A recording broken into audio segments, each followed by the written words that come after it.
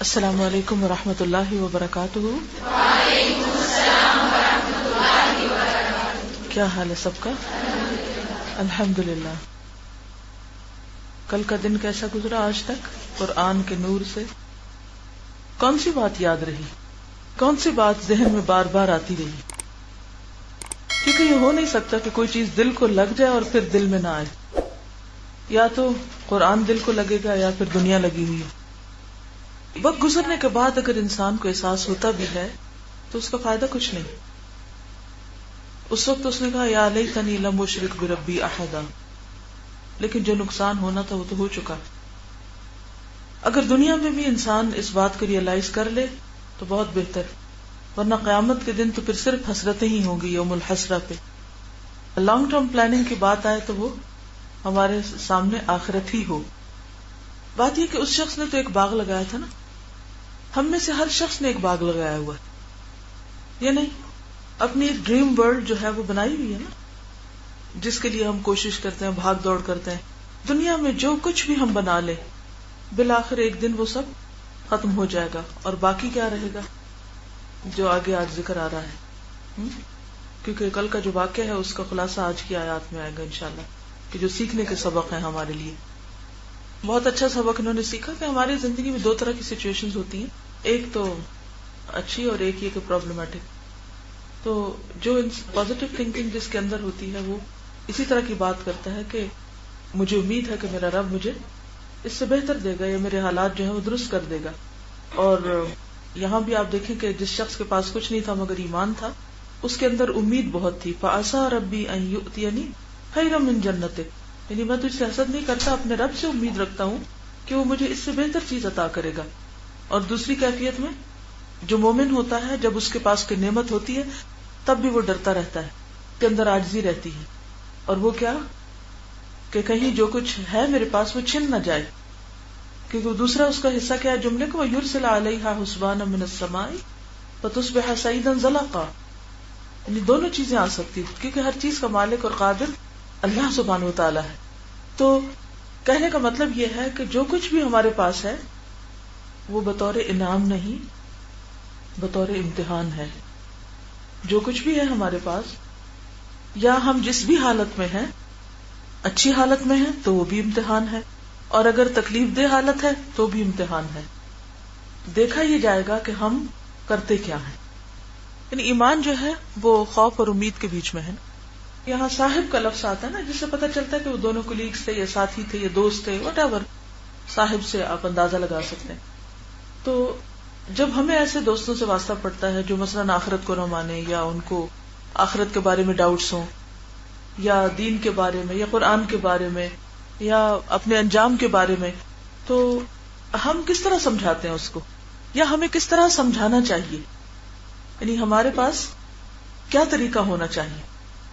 تو آپ دیکھیے کہ اس کے انداز میں خیر خواہی بھی ہے اور اس کے ساتھ یہ کہ دلیل بھی ہے، اور یہ دراصل اس کا اپنا کردار بول رہا ہے، اس کی اپنی سوچ بول رہی ہے۔ دیکھیے نا، فَعَسَىٰ رَبِّي إِن تَرَانِي، پہلی بات تو یہ بہت ہی اچھا پوائنٹ ہے یہاں، یہ بہت سیکھنے کی باتیں ہم سب کے لیے، اگر ہم اس اینگل سے اس رکوع کو دیکھیں کہ ایک شخص دوسرے کی خیر خواہی کس طرح کر سکتا ہے۔ اور ایک حقیقت ہے کہ ہمیں ایسے ہی لوگوں سے سوسائٹی میں واسطہ پڑتا رہتا ہے نا، یا نہیں؟ تو ہمارا رویہ کیا ہوتا ہے، ہم ان کے ساتھ کیا معاملہ کرتے ہیں؟ یا تو ان کی نعمتیں دیکھ کر حسرتیں کرنے لگتے ہیں، ریجھنے لگتے ہیں، اور ہم سمجھتے ہیں کہ یہ ہم سے زیادہ ہدایت یافتہ ہیں اس لیے ان کو دنیا زیادہ مل گئی، لہٰذا ہماری کوشش ہوتی ہے کہ ہم بھی کسی نہ کسی طرح ویسے ہی بن جائیں۔ یا پھر یہ ہے کہ اپنی نیکی کا اور اپنے تقوی اور عبادت کا بڑا زوم ہونے لگتا ہے، اور اس زوم میں ہم دوسرے کو حقیر سمجھنے لگتے ہیں۔ تو درست طریقہ کیا ہے جو یہاں بیان ہوا ہے؟ سب سے پہلی بات تو آپ دیکھیے کہ اکفرت بالذی خلقک من تراب، سوال کرتا ہے، بظاہر انوسنٹ لیکن کتنا ڈیپ کوسچن ہے۔ مثلاً اگر آپ کا واسطہ کسی ایسے شخص سے پڑے جو اللہ کو نہ مانتا ہو تو کیا دلیل دیں گے اس کو؟ اکفرت بالذی خلقک من تراب ثم من نطفہ ثم سواک رجلا۔ سمجھ آ رہی ہے بات یا نہیں آ رہی؟ ترجمہ اگر پکا ہونا تو پھر ہر وقت ترجمہ کرنے کی ضرورت نہیں، تو ذرا جلدی ہو جائے گی بات۔ آواز ابھی بھی ٹھیک نہیں ہے جی۔ سوچئے کسی کے بارے میں، کوئی کبھی واسطہ پڑا، کبھی کسی ایسے شخص سے واسطہ پڑا جو اللہ کی طرف نہ آ رہا ہو، یا اللہ سبحانہ وتعالیٰ کو وہ مقام نہ دیتا ہو، یا اس کی زندگی میں اللہ سبحانہ وتعالیٰ کی وہ اہمیت نہ ہو؟ ہے کوئی آپ کے جاننے والوں میں، کوئی گھر والوں میں، کوئی رشتہ داروں میں، کوئی دوستوں میں، کوئی معاشرے میں، کوئی سوسائٹی میں کوئی ایسا شخص؟ تو ان کو کہاں سے پکڑنا چاہیے؟ دوسروں کی ویکنیسز نہیں تلاش کریں، لمبا سا لیکچر دیں، واضح نصیحت کریں، دلائل کی بھرمار کر دیں، خوب خوب نصیحتیں کریں، کوشچن کریں، سوچ جگائیں۔ السلام علیکم۔ میرے گھر کچھ کل ایسا واقعہ ہوا تھا کہ پہلے بھی میری لوگوں سے ملاقات ہوتی رہتی ہے، ان کا تھوڑا عقیدہ یہ ہوتا ہے کہ it's enough to be a good person, very good people. تو پہلے مجھے سمجھ نہیں آتی میں ان کو کیسے جواب دوں۔ کل کا یہ لیسن پڑھا ہوا تھا نا، تو ایک تو مجھے بہت زیادہ جس چیز سے مجھے کیا ہوا تھا کہ قرآن از دا ایمبوڈیمنٹ آف ٹروتھ، تو سارا ٹروتھ اسی میں ہے، سارے آنسر اسی میں۔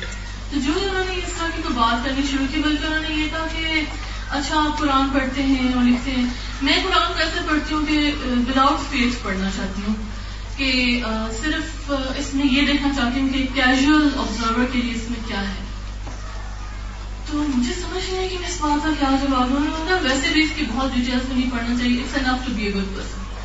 تو اس وقت میرا سرونٹ جو ہے وہ چائے لا رہا تھا میرے لیے، وہ چائے دیکھنے چلا گیا۔ تو اس کے بعد میں نے کہا کہ میرا servant he is a very good person, اور لیٹس سے کہ وہ صبح جاتا ہے، سارے لوگوں کی بہت ہیلپ کرتا ہے، بہت کام کرتا ہے، میرا ایک بھی کام نہیں کرتا۔ اور رات کو وہ آتا ہے گھر، تو کیا میں اس کو شاباش دوں، یا پورے مہینے کے بعد آئے اور مجھ سے تنخواہ مانگے، تو میں سب دینی چاہیے مجھے۔ تو ان کو بات بالکل یہ سمجھ نہیں آئی کہ یہ اس سے ریلیٹ میں کر رہی ہوں، ان کو لگا کہ یہ ٹوٹلی ارریلیونٹ بات ہے۔ میں نے کہا کہ آف کورس نہیں، اس کا پہلا فرض یا پہلی ڈیوٹی تو آپ کے ساتھ ہے۔ میں نے کہا کہ ہم کس لیے ہیں، بس صرف اتنا ہی کام ہے، کوئی اور لیکچر نہیں دینا پڑا۔ اینڈ دے ور کوائٹ، بالکل کوئی دلیل نہیں تھی اس کے بعد کہ ہم اللہ کس لیے دینا۔ اور پھر میں نے ان کو صرف اتنا بتایا، ان کا قرآن ہی کے ورڈز ہے کہ انتم الفقراء الی اللہ، we are beggars before Allah, we can not dictate our own ideas and our. تو بات یہی ہے کہ اکفرت بالذی خلقک من تراب ثم من نطفۃ ثم سواک رجلا، اور پھر اس کو اس کے حال پہ چھوڑ دیا اور کہا لکنہ اللہ ربی، تم نہیں مانتے تو نہ مانو، لیکن وہ اللہ میرا تو رب ہے، میں تو مانتا ہوں اس کو، مجھے تو اس پہ فخر ہے۔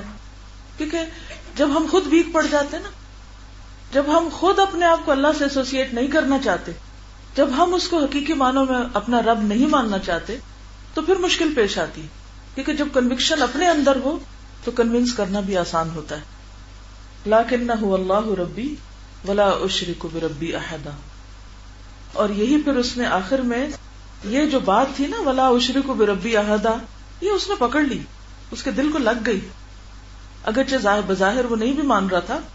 اسی لیے آخر میں وہ نتیجہ کیا نکالتا ہے، وَيَقُولُ يَا لَيْتَنِي لَمْ أُشْرِكْ بِرَبِّي أَحَدًا۔ اس کا شریک کون تھا؟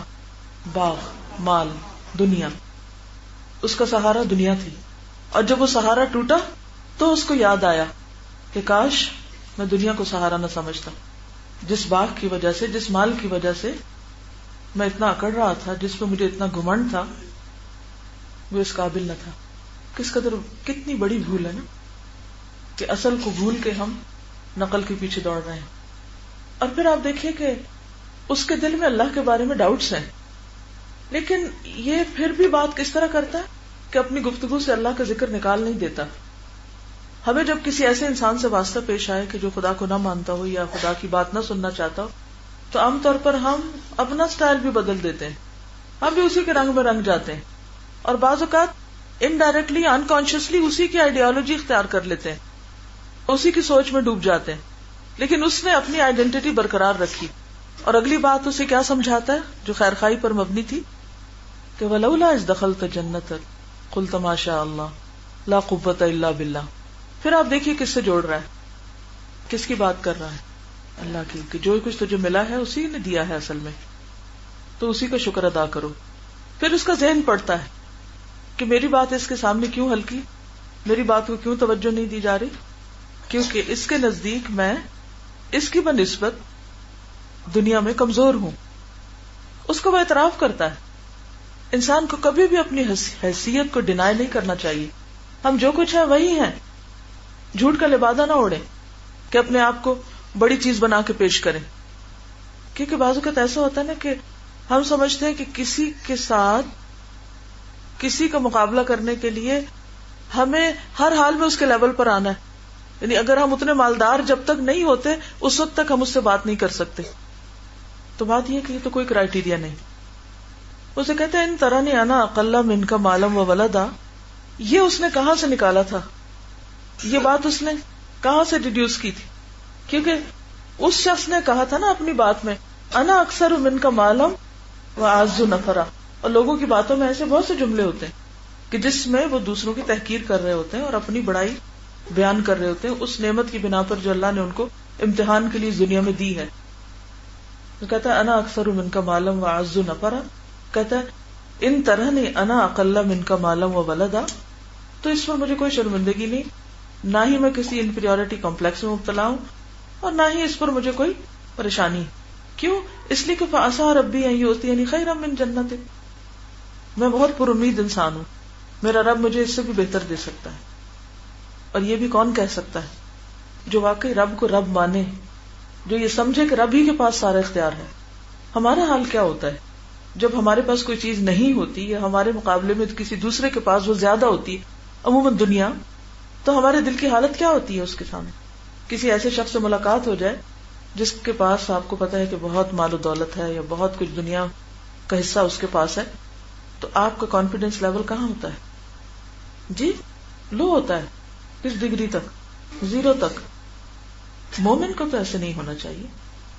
مومن کے پاس اس سے بڑی دولت ہے, اور وہ دولت ایمان کی دولت ہے, یقین کی دولت ہے, اللہ سے تعلق کی دولت ہے, اللہ پر توکل اور اللہ کو رب ماننے کی. کیوں کہتا ہے نا هو اللہ ربی؟ کیونکہ انسان مال و دولت پر بھروسہ نہیں کرتا, وہ اپنے رب پر کرتا ہے, اور رب مال و دولت سے بڑی طاقت ہے. جب یقین میں کمی ہوتی ہے, ایمان میں کمی ہوتی ہے, تو پھر یہ کیفیت ہوتی ہے, پھر انسان ان ظاہری چیزوں سے متاثر ہوتا ہے.